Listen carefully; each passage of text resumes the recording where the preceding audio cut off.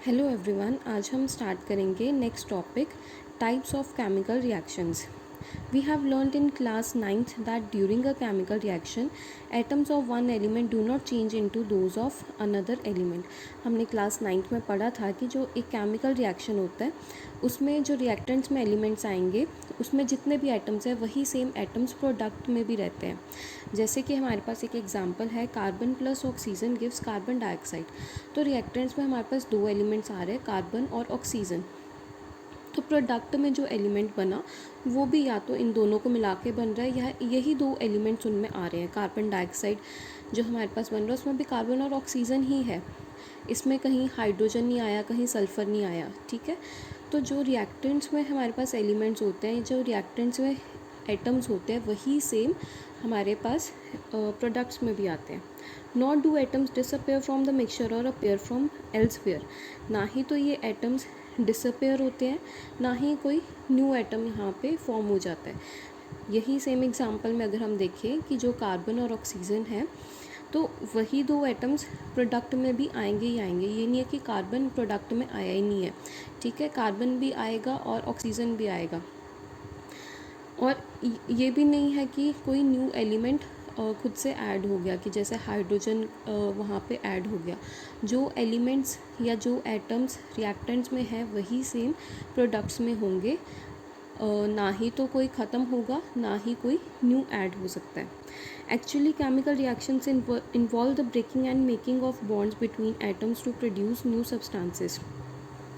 जो chemical reactions होते हैं उसमें सिर्फ जो एटम्स हैं उनके बॉन्ड्स या तो टूटते हैं या फिर नए बॉन्ड्स बनते हैं और हमारे पास प्रोडक्ट्स में न्यू सब्सटेंसेस फॉर्म हो जाती हैं।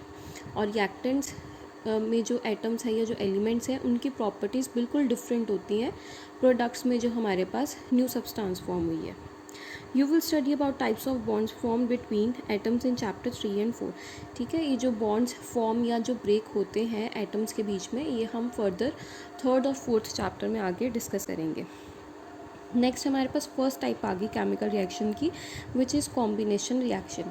तो कॉम्बिनेशन जो नेम है उसी से पता लग रहा है कि हमने कुछ कंबाइन करना है। तो बेसिकली कॉम्बिनेशन रिएक्शंस में क्या होता है कि हमारे पास एटम्स कंबाइन होते हैं, रिएक्टेंट्स कंबाइन होते हैं और एक सिंगल प्रोडक्ट फॉर्म होता है। रिएक्टेंट जो है वो एक से ज़्यादा होंगे और जो प्रोडक्ट है वो हमेशा एक सिंगल प्रोडक्ट ही हमारे पास आएगा।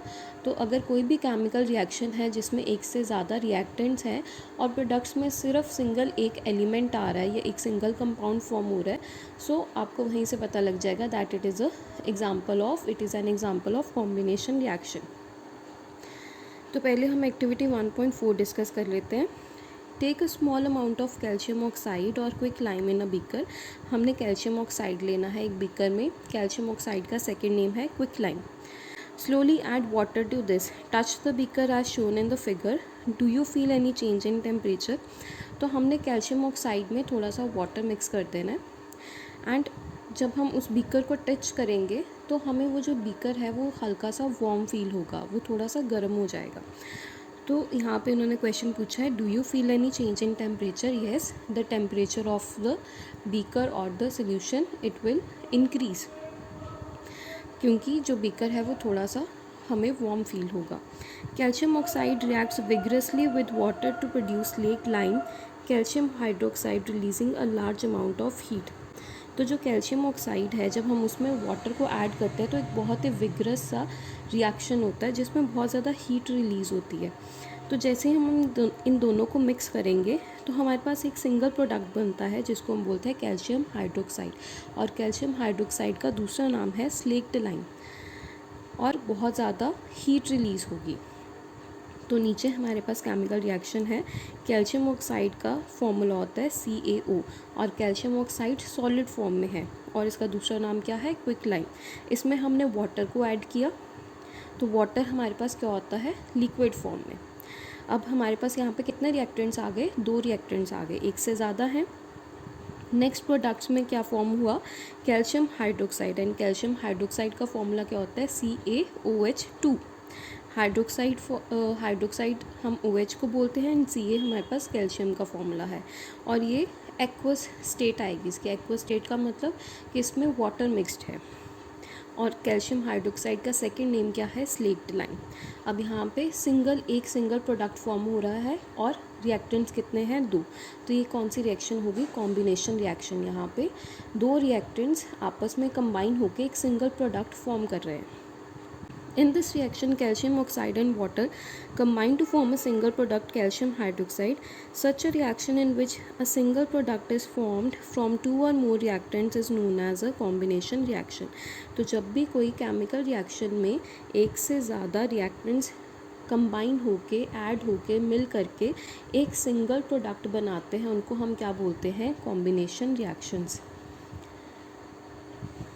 Next is a solution of slag lime produced by the reaction 1.13 is used for whitewashing walls. तो अब ये जो हमारे पास कैल्शियम हाइड्रोक्साइड का सोल्यूशन बना, जिसको हम स्लेग लाइम भी बोलते हैं, इसको हम कहाँ पे यूज़ करते हैं? वाइट वॉशिंग में। Calcium hydroxide reacts slowly with carbon dioxide in air to form a thin layer of calcium carbonate on the walls. तो ये जो कैल्शियम हाइड्रोक्साइड होता है, ये एयर में जो प्रेजेंट कार्बन डाइऑक्साइड है उसके साथ कंबाइन होकर उसके साथ रिएक्ट कर जाता है और एक बहुत ही पतली सी थिन सी लेयर कैल्शियम कार्बोनेट की वॉल्स के ऊपर बना देता है। Calcium carbonate is formed after 2 to 3 days of white washing and gives a shiny finish to the walls. ये जो कैल्शियम कार्बोनेट है, इसको बनते बनते इसकी जो लेयर है इसको फॉर्म होते होते 2-3 डेज़ लग जाते हैं जब हम वाइट वॉश करवाते हैं वॉल्स पे। और इस कैल्शियम कार्बोनेट के कारण जो वॉल्स हैं वो उनमें थोड़ी सी शाइनी अपीयरेंस आ जाती है। It is interesting to note that the chemical formula for the marble is also calcium CaCO3 which is similar to calcium carbonate. तो जो मार्बल्स का फॉर्मूला होता है that is also CaCO3 which is calcium carbonate. तो नीचे reaction दी हुई है। Calcium hydroxide का हमें फॉर्मूला पता है CaOH2 which is in aqueous state, मतलब उसमें वाटर मिक्सड है। इसमें किसके साथ इसको हमने रिएक्ट करवाया? Carbon dioxide which is present in air. तो ये कौन सी फॉर्म में हो गया? गैसियस फॉर्म में। तो अब जब ये दोनों कंबाइन हुए तो इन्होंने क्या बनाया? Calcium carbonate. उसका फॉर्मूला क्या है? CaCO3 which is in solid form plus water साथ में आएगा। ठीक है, तो यहाँ पे वाटर को किस फॉर्म में होगा? लिक्विड फॉर्म में। अब अगर हम यहाँ पे देखें इस रिएक्शन में, रिएक्टेंट्स में हमारे पास कौन कौन से एलिमेंट्स आ रहे हैं? एक तो आ रहा है कैल्शियम Ca, एक आ रहा है ऑक्सीजन O और एक आ रहा है हाइड्रोजन प्लस कार्बन। तो टोटल 4 एटम्स हमारे पास यहाँ पे आ रहे हैं, calcium, oxygen, hydrogen and carbon.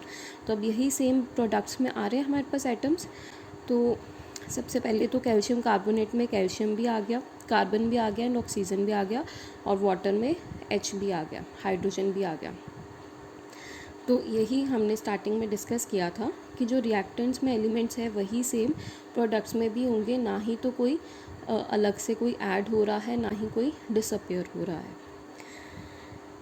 Late us discuss some more examples of combination reactions. First is burning of coal. तो अभी कुछ और हम एग्जांपल्स डिस्कस करेंगे कॉम्बिनेशन रिएक्शंस की। तो पहली है बर्निंग ऑफ कोल। तो कोल क्या है? बेसिकली कार्बन है which is in solid form, and burn कर रहे हैं तो मतलब ऑक्सीजन हम उसमें ऐड कर रहे हैं। तो कार्बन प्लस ऑक्सीजन क्या देगा हमें? Carbon dioxide gas. तो यहाँ पे 2 रिएक्टेंट्स हैं और दोनों रिएक्टेंट्स कंबाइन होके एक सिंगल प्रोडक्ट बना रहे हैं which is carbon dioxide gas. Next is formation of water from hydrogen and oxygen gases. तो इसकी हम केमिकल इक्वेशन देख लेते हैं। जब हम हाइड्रोजन गैस और ऑक्सीजन गैस को मिक्स करते हैं, कंबाइन करते हैं, तो हमारे पास वाटर फॉर्म होता है which is in liquid state.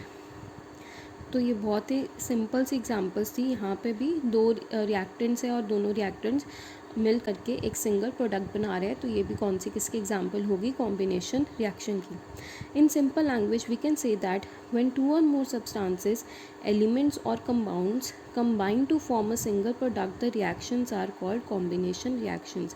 तो सिंपल लैंग्वेज में हम बोल सकते हैं जब 2 या 2 से ज़्यादा सब्सटेंसेस, ये सब्सटेंसेस एलिमेंट्स भी हो सकते हैं या कंपाउंड्स भी हो सकते हैं, ये कंबाइन करके एक सिंगल प्रोडक्ट को फॉर्म करते हैं, तो ऐसी रिएक्शंस को हम कॉम्बिनेशन रिएक्शंस बोलते हैं। एलिमेंट्स क्या होते हैं, जब हम सिंगल एटम की बात करें, जैसे H2 एक हमारे पास एलिमेंट है, H2 हमारे पास कंपाउंड हो गया, इसमें दो एलिमेंट्स कंबाइन हो रहे हैं. Next is in activity 1.4 we also observe that a large amount of heat is evolved. तो एक्टिविटी 1.4 में हमने देखा कि जब रिएक्शन हुई तो उसके साथ बहुत ज़्यादा हीट भी इवॉल्व हुई थी, बहुत ज़्यादा हीट भी प्रोड्यूस हुई. This makes the reaction mixture warm. इसी के कारण जो बीकर था वो वार्म हो गया था. Reactions in which heat is released along with the formation of products are called exothermic chemical reactions. This is very important. Exothermic chemical reactions क्या होते हैं, एक्सो से याद रखना है, एक्सो का मतलब बाहर निकलना. तो जिन भी रिएक्शंस में जो हीट है वो रिलीज़ होती है, मतलब बाहर निकलती है, उन रिएक्शंस को हम क्या बोलते हैं, एक्सोथर्मिक रिएक्शंस. तो जो एक्टिविटी 1.4 में हमने केमिकल रिएक्शन लिखी थी, that is an exothermic reaction. Other examples of exothermic reactions are burning of natural gas. अब नेचुरल गैस कौन सी होती है हमारे पास, मीथेन, CH4 जिसका फॉर्मूला होता है. तो CH4 गैशियस फॉर्म है, तो इसके आगे G लिख देंगे हम, प्लस ऑक्सीजन. जब हम नेचुरल गैस को बर्न करते हैं तो हमारे पास कार्बन डाइऑक्साइड गैस फॉर्म होती है, प्लस H2O फॉर्म होता है. ठीक है, तो कार्बन डाइऑक्साइड गैस यहाँ पे रिलीज़ हो रही है. So that is it is an example of exothermic reaction. Do you know that respiration is also an exothermic reaction. तो जो हम रेस्पिरेशन का प्रोसेस होता है हमारी बॉडी में, that is also an exothermic reaction. इसमें भी जो हीट है वो रिलीज होती है. We all know that we need energy to stay alive. We get this energy from the food we eat. During digestion food is broken into simpler substances. For example rice, potatoes and bread contain carbohydrates. These carbohydrates are broken down to form glucose.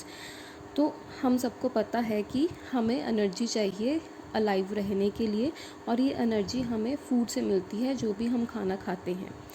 जब ये जो food है ये digest होता है, digestion के process में क्या होता है, बेसिकली जो हमने खाना खाया है वो सिंपलर सब्सटेंसेस में फॉर्म हो जाता है, कन्वर्ट हो जाता है.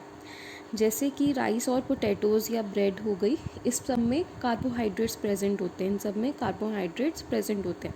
तो ये जो कार्बोहाइड्रेट्स हैं, ये जब ब्रेक होते हैं, सिंपलर सब्सटेंसेस में फॉर्म होते हैं, तो सिंपलर सब्सटेंसेस में फॉर्म होके ब्रेक होके ये ग्लूकोज बनाते हैं.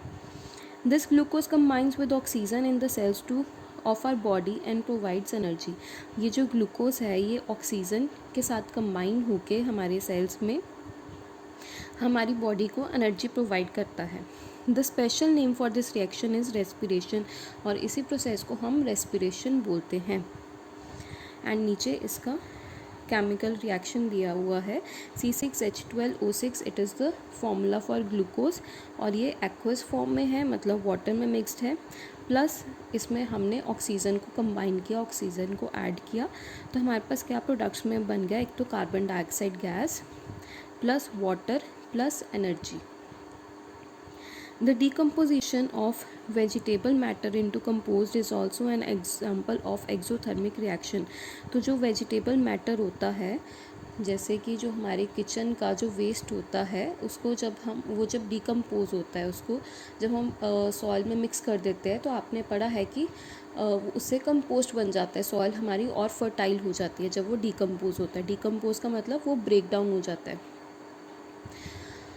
तो जब वो ब्रेक डाउन हो के कंपोस्ट में कन्वर्ट होता है, उस टाइम पे भी जो हीट है, एनर्जी है, वो रिलीज़ होती है, बाहर निकलती है. तो इसलिए ये भी एक एक्सोथर्मिक की रिएक्शन की एग्जांपल है. तो बेसिकली हमने 3 एग्जांपल्स पढ़ ली एक्सोथर्मिक की. First was burning of natural gas, second was the respiration process, and third is the formation of compost.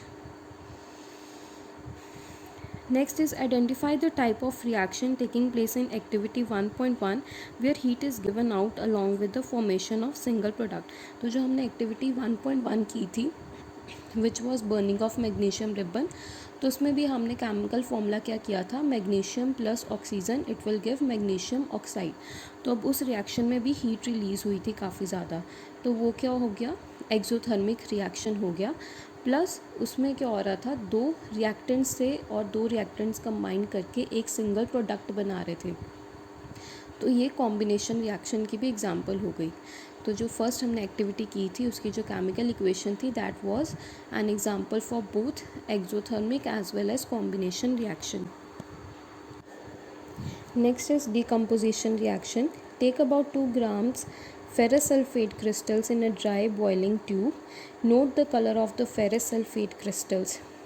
तो एक्टिविटी में क्या बोला है कि हमने 2 ग्राम्स ऑफ फेरस सल्फेट के क्रिस्टल्स लेने हैं एक बॉइलिंग ट्यूब में. ड्राई बॉइलिंग ट्यूब का मतलब क्या, हम एक टेस्ट ट्यूब ले लेंगे, उसको सिंपली हम एम्प्टी टेस्ट ट्यूब को थोड़ा सा हीट कर लेंगे तो वो हमारे पास ड्राई बॉइलिंग ट्यूब बन जाएगी. उसमें हमने around 2 grams of ferrous sulphate के क्रिस्टल्स ले लिए. अब इसका हम कलर नोट कर लेंगे तो इसका कलर कौन सा होगा, green colour. Heat the boiling tube over the flame of a burner और a spirit lamp as shown in the figure. Observe the colour of the crystals after heating. तो अब हमने इस जो ये क्रिस्टल्स डाले हैं उनको हम हीट कर लेंगे एंड फिर से हमने क्रिस्टल्स का जो कलर है उसको ऑब्जर्व करना है. तो अब जो क्रिस्टल्स का कलर है वो रेडिश ब्राउन या फिर ब्लैकिश कलर में थोड़ा सा कन्वर्ट हो जाएगा.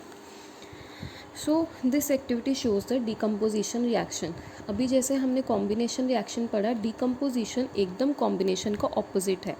कॉम्बिनेशन का मतलब क्या होता है, दो चीज़ों को ऐड करना, कंबाइन करना.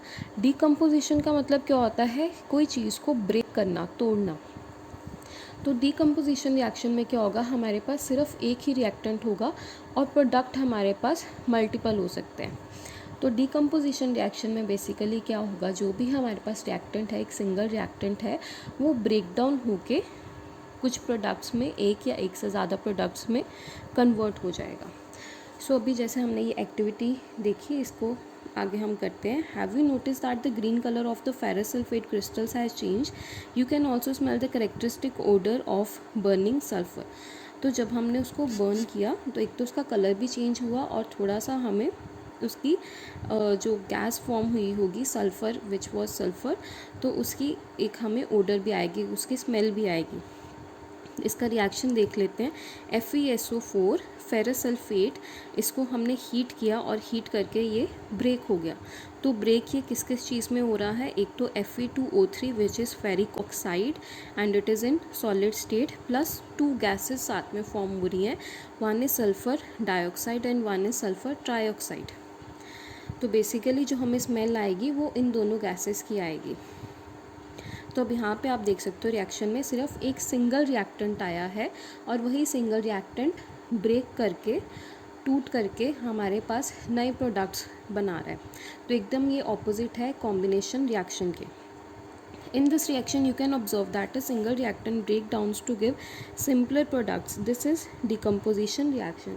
तो decomposition reaction में क्या होता है कि एक सिंगल रिएक्टेंट वो ब्रेक करके, टूट के, ब्रेक डाउन होके हमें सिंपलर कुछ प्रोडक्ट्स देता है. इसको हम डिकम्पोजिशन रिएक्शन बोलते हैं. अब ये जो प्रोडक्ट होता है, जो रिएक्टेंट है हमारे पास, ये जो ब्रेक होता है, ये 3 कारणों के कारण ब्रेक हो सकता है. या तो हीट के कारण, या इलेक्ट्रिसिटी के कारण, या लाइट के कारण. Ferrous sulphate crystals FeSO4.7 water loose water when heated and colour of the crystals changes. तो ये जो फेरस सल्फेट के जो क्रिस्टल्स हैं, इनमें जैसे थोड़ा सा वाटर मिक्स होता है. तो जब हम इसको हीट करते हैं तो ये वाटर बाहर निकल जाता है और जो क्रिस्टल्स का कलर है वो चेंज हो जाता है. It then decomposes to ferric oxide, sulphur dioxide and sulphur trioxide gases. तो उसके बाद में ये 3 प्रोडक्ट्स में चेंज हो जाता है. डिकम्पोज होके 3 प्रोडक्ट्स बनाता है. वन इज़ फेरिक ऑक्साइड, जिसका कलर क्या हमारे पास आ जाता है, रेडिश ब्राउन कलर, और साथ में 2 गैसेस फॉर्म करेगा, sulphur dioxide and sulphur trioxide. Ferric oxide is a solid while SO2 and SO3 are gases. Decomposition of calcium carbonate to calcium oxide and carbon dioxide on heating is an important decomposition reaction used in various industries.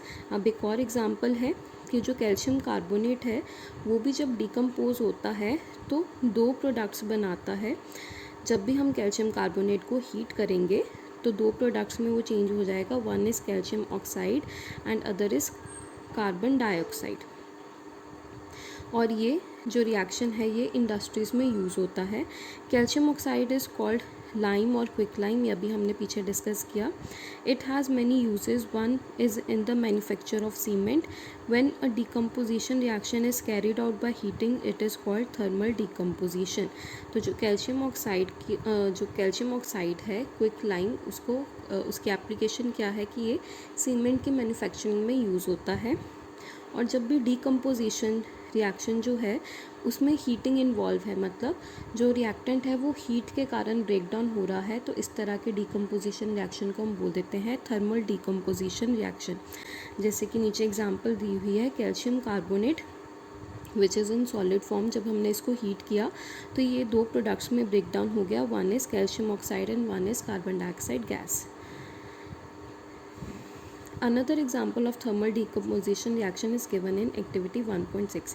Take about 2 gram of lead nitrate powder in a boiling tube. तो lead nitrate एक तरह का white salt होता है. Hold the boiling tube with a pair of tongs and heat it over a flame as shown in the figure. What do you observe? Note the changes if any. तो हमने क्या करना है, around 2 gram of lead nitrate powder लेना है एक boiling tube में, and then उस बॉइलिंग ट्यूब को पेयर ऑफ टोंग से पकड़ के दोबारा से हीट करेंगे. तो इसमें हम ऑब्जर्व करेंगे that emission of brown fumes. these fumes are of nitrogen dioxide. the reaction that takes place is, तो जब हमने लेड नाइट्रेट को हीट किया तो हमारे पास ब्राउन कलर के फ्यूम्स हमें दिखाई देंगे. और ये ब्राउन कलर के फ्यूम्स किस चीज़ को इंडिकेट करते हैं, that it is a nitrogen dioxide gas. इसकी रिएक्शन देख लेते हैं. लेड नाइट्रेट जो हमने सॉलिड फॉर्म में लिया उसको हमने हीट किया, तो हमारे पास आगे क्या क्या प्रोडक्ट्स फॉर्म हुए. First is lead oxide, next is nitrogen dioxide plus oxygen gas. तो जो लेड नाइट्रेट है वो हीट जब हम उसको कर रहे हैं तो हीट के कारण वो ब्रेक हो गया, और ब्रेक करके उसने एक तो बनाया lead oxide which is PbO. Next is nitrogen dioxide gas NO2 plus oxygen O2 gas. और यहाँ पे जो नाइट्रोजन डाइऑक्साइड गैस है वो हमें किस तरह से दिखेगी, ब्राउन फ्यूम्स के कलर में दिखेगी. और ये रिएक्शन भी कौन सी एग्जांपल हो गई, थर्मल डिकम्पोजिशन रिएक्शन की, क्योंकि इसमें जो रिएक्टेंट है वो हीट के कारण ब्रेक डाउन हो रहा है.